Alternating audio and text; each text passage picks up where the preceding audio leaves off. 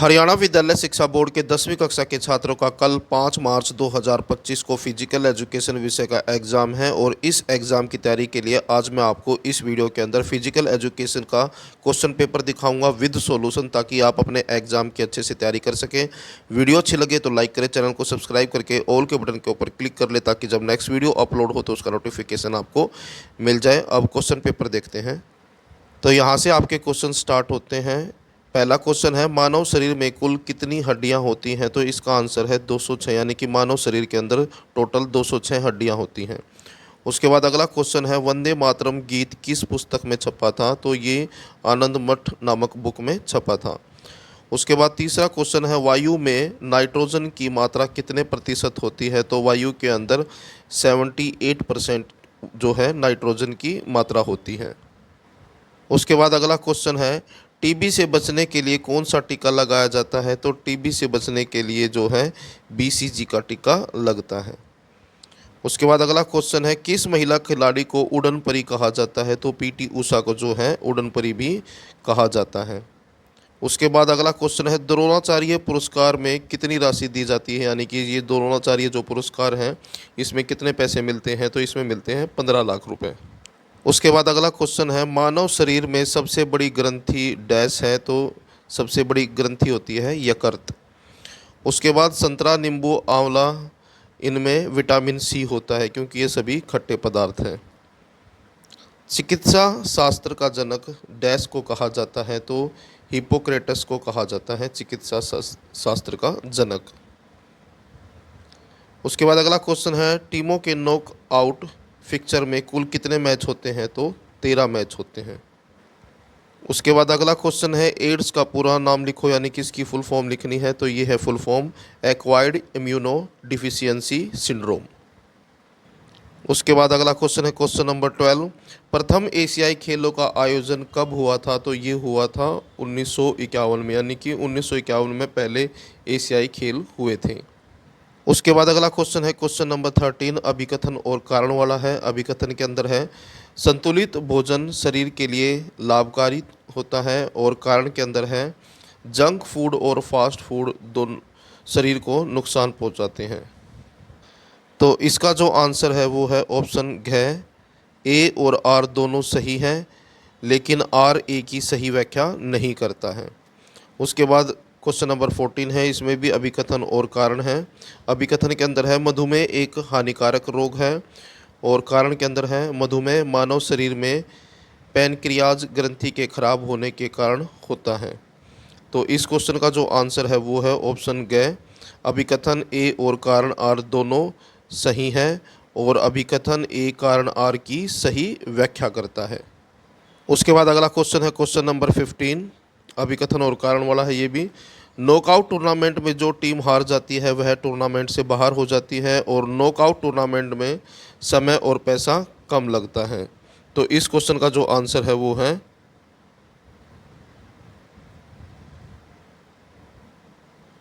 घ। अभिकथन ए और कारण आर दोनों सही हैं, और अभिकथन ए कारण आर की सही व्याख्या नहीं करता है। उसके बाद यहाँ से 2 नंबर वाले क्वेश्चन है, very short answer type question है। तो पहला क्वेश्चन 2 नंबर में है, डूरंट कप पर नोट लिखो। तो आंसर देखें, डूरंट कप फुटबॉल के खेल में विजेता को दिया जाता है, यानी कि डूरंट कप जो है फुटबॉल से संबंधित है। तो जो फुटबॉल में जो विजेता होता है उसको डूरंट कप दिया जाता है। यह कप ब्रिटिश इंडिया के विदेश सचिव सर मोर्टिमोर ने 1895 में ब्रिटिश सैनिकों के मुकाबले के लिए दिया, यानी कि ये जो है डूरंट कप 1895 में शुरू हुआ था। ब्रिटिश इंडिया के जो विदेश सचिव थे सर मोंटीमोर, इसने जो है इसकी शुरुआत की थी। पहले इस प्रतियोगिता में सैनिक टीमें ही भाग लेती थी, परंतु 1931 में इस प्रतियोगिता में असैनिक टीमें भी भाग लेने लगी। यानी कि पहले जो है इसमें इस टूर्नामेंट के अंदर केवल जो सैनिक टीमें थी, यानी कि सेना की जो टीमें थी वही भाग लेती थी, लेकिन 1931 के बाद जो है इसमें असैनिक टीमें भी भाग लेने लगी। अब इसमें देश विदेश के उच्च कोटि की टीमें भाग लेती हैं। और इसके बाद इसमें चॉइस में भी क्वेश्चन आया हुआ है, संतोष ट्रॉफी का वर्णन करें। ये दोनों ही क्वेश्चन इंपॉर्टेंट हैं। यह ट्रॉफी कूच बिहार के महाराजा संतोष के नाम पर राष्ट्रीय फुटबॉल प्रतियोगिता के लिए प्रदान की गई। इस प्रतियोगिता का आयोजन प्रतिवर्ष यानी कि हर साल भारतीय फुटबॉल एसोसिएशन द्वारा अपने किसी सदस्य के द्वारा करवाया जाता है। इसमें भारत के विभिन्न प्रांतों की टीमें यानी कि अलग अलग जो प्रांत या राज्य हैं उनकी टीमें, रेलवे की टीमें, सैनिकों की टीमें जो हैं भाग लेती हैं। यह प्रतियोगिता नॉकआउट कम लीग स्तर पर करवाई जाती है। बंगाल ने सबसे, यहाँ पर नहीं आएगा, मैं नहीं, बंगाल ने सबसे अधिक बार इस प्रतियोगिता को जीता, यानी कि बंगाल जो है संतोष ट्रॉफी सबसे अधिक बार जीत चुका है। और पंजाब ने पहली बार 1970 में यह ट्रॉफी जीती थी। उसके बाद अगला क्वेश्चन है, विटामिन कितने प्रकार के होते हैं? आंसर देखें। विटामिन को प्राय दो भागों में बांटा जा सकता है जो निम्नलिखित है। पहला है जल में घुलनशील विटामिन और दूसरा है, तो यहाँ पर जो पानी है ये गलत लिखा हुआ है, पानी की जगह आएगा वसा, वसा में घुलनशील, यहाँ पर वसा आएगा। तो उसके बाद आंसर देखें। जल में घुलनशील विटामिन जो है ए व विटामिन सी है, यानी कि जल में घुलने वाले जो विटामिन है वो है बी है और सी है। और वसा में घुलनशील विटामिन है ए, डी, ई व विटामिन के। उसके बाद इसमें भी चॉइस में क्वेश्चन है, तो कुपोषण किसे कहते हैं? आंसर देखें। जब किसी व्यक्ति को आवश्यक पौष्टिक तत्व उसके शरीर की आवश्यकता से कम मात्रा में मिले तो व्यक्ति धीरे धीरे अस्वस्थ हो जाता है, इसे कुपोषण कहा जाता है। यानी कि व्यक्ति को अगर आवश्यकता से कम जो पौष्टिक तत्व हैं वो मिले तो उसको जो है कुपोषण कहा जाता है। कुपोषण प्राय तब होता है जब व्यक्ति को पर्याप्त व संतुलित भोजन ना मिले। कई बार अनुचित भोजन लेने से तथा भोजन संबंधी गलत आदतों जैसे भोजन समय पर न लेना, एक ही प्रकार का खाद्य पदार्थ अधिक मात्रा में लेना आदि से कुपोषण हो सकता है। उसके बाद अगला क्वेश्चन है, लीग टूर्नामेंट के लाभ लिखो। आंसर देखें। लीग टूर्नामेंट के लाभ निम्नलिखित है। पहला लाभ है अच्छी व योग्य टीम इस प्रणाली में विजयी होती है। दूसरा, इस प्रणाली में खेलों को अधिक प्रसिद्ध किया जा सकता है। उसके बाद तीसरा, चयनकर्ताओं को अच्छे खिलाड़ी का पता लगाने में आसानी होती है, यानी कि अच्छे खिलाड़ी ढूंढने में आसानी होती है। एक टीम को मैच खेलने के लिए दूसरी टीम पर विजय प्राप्त करने की आवश्यकता नहीं है। दर्शकों को खेल देखने का अवसर अधिक दिनों तक मिलता है। उसके बाद अगला क्वेश्चन है, संक्रामक रोग, तो यह इसका आंसर है। यह रोग अप्रत्यक्ष रूप में रोगी के कीटाणु सांस, वायु से भोजन, जल, मलमूत्र द्वारा मनुष्य के शरीर में दाखिल हो जाते हैं। यानी कि ये रोग जो है अप्रत्यक्ष रूप से कीटाणु सांस के द्वारा, वायु से भोजन में, जल से, मलमूत्र के द्वारा जो है मनुष्य के शरीर में दाखिल हो जाते हैं। इसके छोटे कीटाणु, बैक्टीरिया, वायरस शरीर में दाखिल होकर शारीरिक शक्ति को कम कर देते हैं। अगर हमारे शरीर में रोग प्रतिरोधक शक्ति काफ़ी है, यानी कि अगर हमारे शरीर की रोग प्रतिरोधकता यानी कि बीमारी से बचाने की जो शक्ति है अगर वो पर्याप्त मात्रा में है तो हमारे शरीर को यह रोग नहीं लग सकता, यानी कि तब यह बीमारी नहीं होगी। यदि कीटाणुओं की संख्या अधिक मात्रा में संख्या ज़्यादा है तो यह रोग ज़्यादा फैलता है। उसके बाद अगला क्वेश्चन है, मांसपेशियाँ कितने प्रकार की होती हैं? इसके प्रकारों का वर्णन करो। आंसर देखें। मांसपेशियाँ 3 प्रकार की होती हैं जो निम्नलिखित है। पहला है ऐच्छिक मांसपेशियाँ। इस प्रकार की मांसपेशियों को धारीदार मांसपेशियाँ या कंकाल मांसपेशियाँ भी कहा जाता है। ये मांसपेशियाँ व्यक्ति की इच्छा अनुसार कार्य करती हैं, इसलिए इन्हें ऐच्छिक मांसपेशियाँ कहा जाता है। अनैच्छिक मांसपेशियाँ, यानी कि अनैच्छिक का मतलब होता है जो हमारी इच्छा के बगैर काम करें।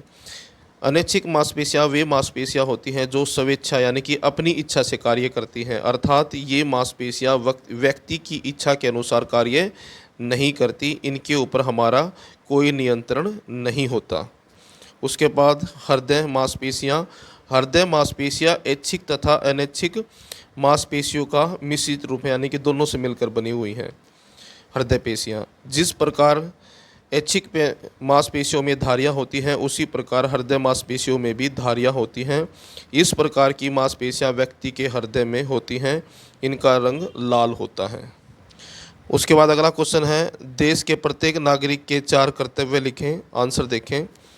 देश के प्रति एक नागरिक के निम्न कर्तव्यों का पालन करना चाहिए। पहला है, एक देशभक्त को देश की एकता एवं अखंडता की रक्षा के लिए कार्य करना चाहिए। राष्ट्र के विकास के लिए कार्य करना चाहिए। देश की प्राकृतिक संपदा की रक्षा के लिए कार्य करना चाहिए और राष्ट्रीय स्वतंत्रता संग्राम के आदर्शों का पालन करना चाहिए। उसके बाद है शॉर्ट आंसर टाइप क्वेश्चन, यानी कि 3 नंबर वाले क्वेश्चन है। यहाँ से पहला क्वेश्चन है 3 नंबर के अंदर, राष्ट्रीय एकता से क्या अभिप्राय है। आंसर देखें। भारत एक विशाल देश है और यहाँ की भौगोलिक स्थिति, जलवायु, रहन सहन, लोगों का व्यवसाय, भाषा व धर्म अलग अलग हैं। इन सभी विभिन्नताओं को समेटकर भारत ने विशाल रूप पाया है। यानी कि भारत के अंदर जो है भौगोलिक स्थिति के तौर पर, जलवायु के तौर पर, रहन सहन और लोगों का व्यवसाय और भाषा और धर्म के जो हैं अलग अलग तरह के हैं। और इतनी सारी विभिन्नताओं के होते हुए भी भारत एक है और एक विशाल देश है। राष्ट्र की उन्नति एवं समृद्धि के लिए आवश्यक है कि देश के लोगों के मन में प्रांत, भाषा, धर्म का विचार न होकर राष्ट्रीय भावना का भाव विद्यमान होना चाहिए। यानी कि सब प्रांत के आधार पर, भाषा के आधार पर और धर्म के आधार पर जो है नहीं बटना चाहिए। यहाँ पर लिखा हुआ कि राष्ट्रीय भावना, सब में एक राष्ट्रीय भावना होनी चाहिए। देश के सभी प्रांतों के बीच सद्भावना व सहयोग का विचार हो। दूसरे शब्दों में यही भावना राष्ट्रीय एकता कहलाती है। उसके बाद इसमें चॉइस में भी क्वेश्चन दिया गया है, राष्ट्रीय ध्वज किन अवसरों पर फहराया जाता है। तो आंसर देखें। राष्ट्रीय ध्वज निम्नलिखित अवसरों पर फहराया जाता है। पहला है गणतंत्र दिवस यानी कि 26 जनवरी पर, स्वतंत्रता दिवस यानी कि 15 अगस्त पर, गांधी जयंती 2 अक्टूबर पर, प्रांतीय दिवस, राष्ट्रीय सप्ताह, अंतर्राष्ट्रीय खेलों के आयोजन पर, राष्ट्रीय अधिवेशन, लोकसभा, राज्यसभा, उपराष्ट्रपति तथा गवर्नरों के सरकारी निवासों पर प्रतिदिन फहराया जाता है। उसके बाद एड्स क्या है, यह कैसे फैलता है। आंसर देखें। एड्स एक प्रकार की गंभीर समस्या है। यह तेज़ी से फैलने वाला रोग है। इस रोग का पूरा नाम एक्वायर्ड इम्यूनो डिफिशियंसी सिंड्रोम है। यह HIV नामक विषाणु द्वारा फैलता है। यह विषाणु शरीर में उपस्थित श्वेत रक्त कणिकाओं पर आक्रमण करके उन्हें कमज़ोर कर देता है। यानी कि जो खून के अंदर श्वेत रक्त कणिकाएँ होती हैं उनको ये कमज़ोर कर देता है, जिससे शरीर की जो है रोग प्रतिरोधक क्षमता कमज़ोर हो जाती है और जिससे शरीर में धीरे धीरे कमज़ोरी आ जाती है। एड्स के कारण व्यक्ति की मृत्यु भी हो सकती है। एड्स फैलने के कारण, पहला कारण बताया गया है कि दूषित सुइयों का प्रयोग करने के कारण फैलता है। उसके बाद बिना जांच किए रक्त ग्रहण करने से, यानी कि बिना जांच का जो खून है अगर उसको चढ़ाया जाए तब संक्रमित गर्भवती माता से बच्चे में, और यह HIV नामक विषाणु द्वारा फैलता है। उसके बाद है बचाव के उपाय। एड्स होने के मूल कारणों से बचना, यानी कि जो एड्स के मूल कारण हैं उनसे बचाव रखें। एड्स से बचने के लिए संक्रमित सुइयों का प्रयोग नहीं करना चाहिए। दांतों का उपचार करवाते समय जीवाणुनाशक सामग्री प्रयोग पर अधिक बल देना चाहिए। एड्स से बचने के लिए राष्ट्रीय एड्स संरक्षण संगठन की स्थापना करनी चाहिए और एड्स के फैलाव की पूरी जानकारी होनी चाहिए। उसके बाद चॉइस में भी क्वेश्चन है, अस्थियां कितने प्रकार की होती हैं, इनके प्रकारों का वर्णन करें। आंसर देखें। शकल व आकार के अनुसार अस्थियों के निम्नलिखित प्रकार हैं। पहला है लंबी अस्थियां। लंबी अस्थियां मुख्य तौर पर शरीर के ऊपरी और निचले भाग में होती हैं। स्पोइये की बजाय भाग लिखें। ये अस्थियां हमारे शरीर में उत्तोलक का कार्य करती हैं। इसके साथ साथ ये अस्थियां चलने में भी हमारी सहायता करती हैं, यानी कि ये जो लंबी अस्थियां हैं इससे जो है हम चल पाते हैं। इसके बिना हमारा एक स्थान से दूसरे स्थान पर चलना असंभव है। उसके बाद छोटी अस्थियां। ये अस्थियां लंबाई में छोटी होती हैं। इस कारण इन्हें छोटी अस्थि कहते हैं, यानी कि छोटी होने की वजह से इनको छोटी कहा जाता है, छोटी अस्थियाँ कहा जाता है। तबचने और तजने छोटी अस्थियों के उदाहरण हैं। इन अस्थियों का भार कम होता है लेकिन ये शक्तिशाली होती है, यानी कि मजबूत होती हैं। चपटी अस्थियाँ वहाँ होती हैं जहाँ सुरक्षा की आवश्यकता होती है। खोपड़ी और पसलियों की अस्थियाँ चपटी होती हैं। इस अस्थियों की सतह काफ़ी चपटी होती हैं जिसके ऊपर मांसपेशियाँ चिपकी होती है। ये अस्थियाँ कोमल अंगों के लिए कवच का कार्य करती है, यानी कि बचाने का काम करती हैं। अव्यवस्थित अस्थियाँ, ये अस्थियाँ एक विशेष शक्ल एवं आकृति की होती हैं, इसी कारण बाकी अस्थियों से ये मेल नहीं खाती। ये अस्थियाँ हमारी रीढ़ में होती हैं, रीढ़ में इनकी संख्या 33 है। उसके बाद है सेसामाइंड अस्थियाँ। ये अस्थियाँ मांसपेशियों की जमद कवदे में पाई जाती हैं। ये अस्थियाँ घुटने और हाथ और पैरों में भी पाई जाती हैं। उसके बाद अगला क्वेश्चन है, खेलों में महिलाओं की भागीदारी को बढ़ाने के लिए सरकार को क्या क्या उपाय करने चाहिए? आंसर देखें। भारतवर्ष में खेलकूद राज्य सूची के अंतर्गत आते हैं, इसलिए महिलाओं की भागीदारी में वृद्धि करने के लिए भारत सरकार को निम्नलिखित उपाय करने चाहिए। पहला है, भारत सरकार को ऐसे कानून बनाने व लागू करने चाहिए ताकि कम से कम सभी शिक्षण संस्थाओं में महिलाओं की भागीदारी अनिवार्य कर देनी चाहिए। उसके बाद है, महिलाओं को सरकार की ओर से खेलों में भाग लेने की आवश्यक सुविधाएं प्रदान की जानी चाहिए। महिलाओं को पुष्ट व सुयोग्यता के प्रति सजग करना चाहिए। महिलाओं की खेल प्रतियोगिताओं को टीवी पर प्रसारित करना चाहिए, यानी कि महिलाओं के खेलों को टीवी पर दिखाना चाहिए।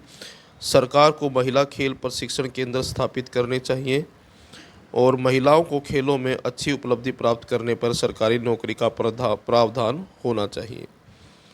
उसके बाद अगला क्वेश्चन है, दूध को संतुलित भोजन क्यों कहा जाता है? आंसर देखें। संतुलित भोजन वह होता है जिसमें सभी आवश्यक तत्व विद्यमान हो। दूध में सभी प्रकार के आवश्यक तत्व होते हैं। दूध में 3.6% वसा होता है, 3.4% प्रोटीन होता है, 4.8% कार्बोहाइड्रेट्स होता है, 0.7% नमक होता है और 7.5% जल होता है। छोटे बच्चों तथा रोगियों को दूध ही दिया जाता है, यही उनकी खुराक का कार्य करता है। माँ का दूध बच्चे के लिए सर्वोत्तम यानी कि सबसे अच्छा आहार होता है। शरीर के उचित विकास एवं स्वास्थ्य के लिए दूध एक तरह से संतुलित भोजन का कार्य करता है। दूध में भोजन के सभी आवश्यक तत्व होने के कारण इसे संतुलित भोजन कहा जाता है। उसके बाद अगला क्वेश्चन है, श्वसन तंत्र किसे कहते हैं? मानव श्वसन तंत्र के कितने भाग होते हैं?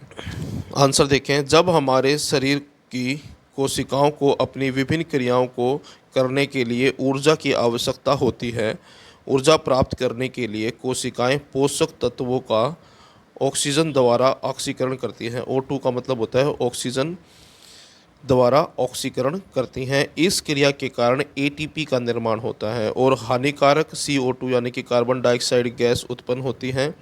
इसके द्वारा उत्पन्न कार्बन डाइऑक्साइड गैस को रक्त अपने अंदर समाहित करके श्वसन क्रिया के द्वारा CO2 यानी कि कार्बन डाइऑक्साइड गैस को हमारे शरीर से बाहर निकाल देता है। इस प्रकार ऑक्सीजन O2 और कार्बन डाइऑक्साइड CO2 के आदान प्रदान की क्रिया जो कि पर्यावरण, रक्त और कोशिकाओं के मध्य होती हैं, इसे जो है श्वसन तंत्र कहते हैं। उसके बाद मानव श्वसन तंत्र की तीन मुख्य भागों में बांटा गया है इसको। पहला है ऊपरी श्वसन तंत्र, दूसरा है निचला श्वसन तंत्र और श्वसन मांसपेशियाँ। तो मनुष्य के ऊपरी श्वसन तंत्र की मुख्य 4 भागों में बांटा गया, यानी कि ऊपरी जो श्वसन तंत्र है उसको 4 भागों में बांटा गया है। नासिका है, मुख है, ग्रासनी है, स्वरयंत्र। और मनुष्य के निचले श्वसन तंत्र को मुख्य रूप से 3 भागों में बांटा गया है और पहला है इसमें श्वास नली, दूसरा है फेफड़े और नसिका। उसके बाद अगला क्वेश्चन है, खेलों में मिलने वाले राष्ट्रीय खेल पुरस्कारों का वर्णन करें। आंसर देखें। खेलों में मिलने वाले राष्ट्रीय खेल पुरस्कार निम्नलिखित हैं। पहला है अर्जुन अवार्ड। यह महत्वपूर्ण अवार्ड सबसे पहले खेलों के क्षेत्र में सन 1961 में आरंभ किया गया। यह अवार्ड महाभारत के योद्धा को धनुष विद्या में प्रवीण था। प्रवीण का मतलब है माहिर था, यानी कि महाभारत के अंदर जो ऐसा योद्धा जो धनुर्विद्या में माहिर था, उनके नाम पर ये अवार्ड रखा गया है। यह अवार्ड उस खिलाड़ी को दिया जाता है जो अंतर्राष्ट्रीय स्तर पर खेल का उत्कृष्ट मतलब अच्छा प्रदर्शन करता है। यह अवार्ड प्रति वर्ष भारत के राष्ट्रपति द्वारा प्रदान किया जाता है, यानी कि यह अर्जुन अवार्ड जो है भारत के राष्ट्रपति द्वारा दिया जाता है। इस अवार्ड का फैसला भिन्न भिन्न राष्ट्रीय फेडरेशनों की भिन्न भिन्न खेल संगठन द्वारा मंजूर किए गए खिलाड़ियों में से किया जाता है। इसमें खिलाड़ी को अर्जुन का बुत यानी कि अर्जुन का पुतला जो कि पीतल धातु का बना होता है मिलता है, साथ में एक ब्लेजर और 15 लाख रुपए नगद दिया जाता है। उसके बाद है द्रोणाचार्य अवार्ड।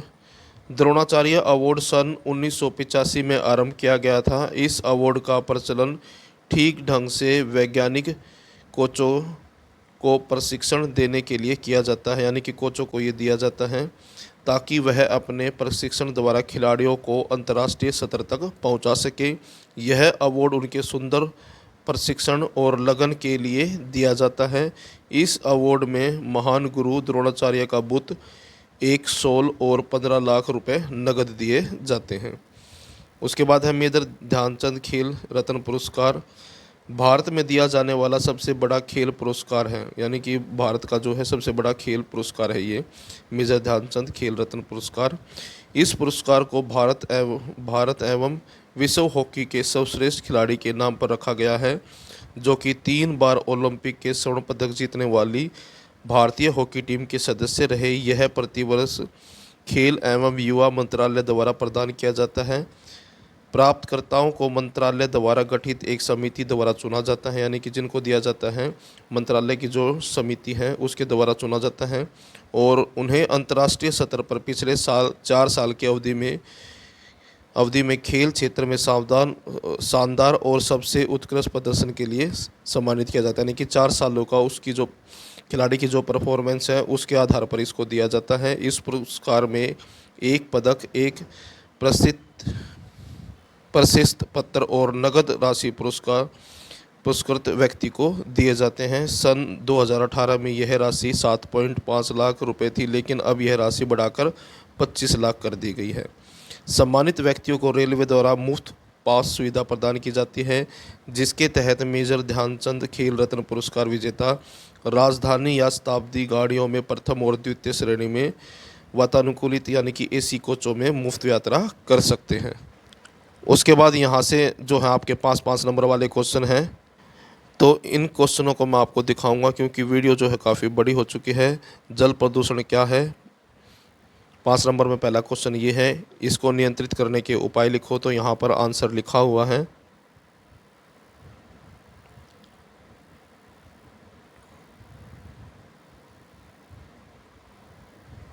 उसके बाद इसमें चॉइस में भी क्वेश्चन है। चॉइस में क्वेश्चन आया है, स्कूल भवन का निर्माण करते समय किन किन बातों का ध्यान रखना चाहिए? तो यहाँ से आंसर है इसका।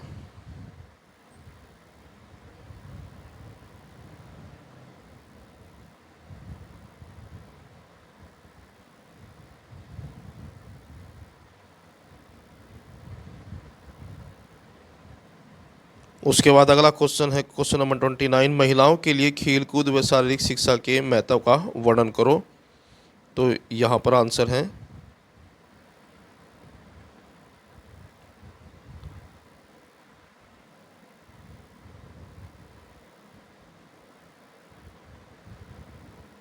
और उसके बाद चॉइस में भी क्वेश्चन आया हुआ है, महिलाओं के लिए खेलकूद व शारीरिक शिक्षा के महत्व का वर्णन करें।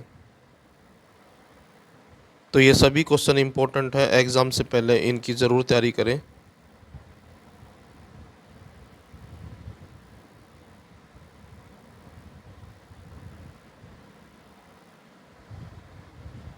उसके बाद अगला क्वेश्चन है क्वेश्चन नंबर 30, एशियाई खेल कब शुरू हुए, किसने शुरू की यानी कि किसने शुरुआत की और इसको शुरू करने में किसका महत्वपूर्ण योगदान है?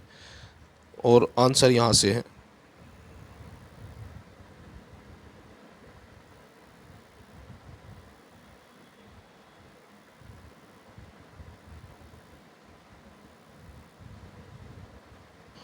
और इसके चॉइस में भी क्वेश्चन है, राष्ट्रीय स्तर पर आयोजित की जाने वाली किन्हीं 5 राष्ट्रीय खेल प्रतियोगिताओं का वर्णन करो। तो आंसर यहाँ से है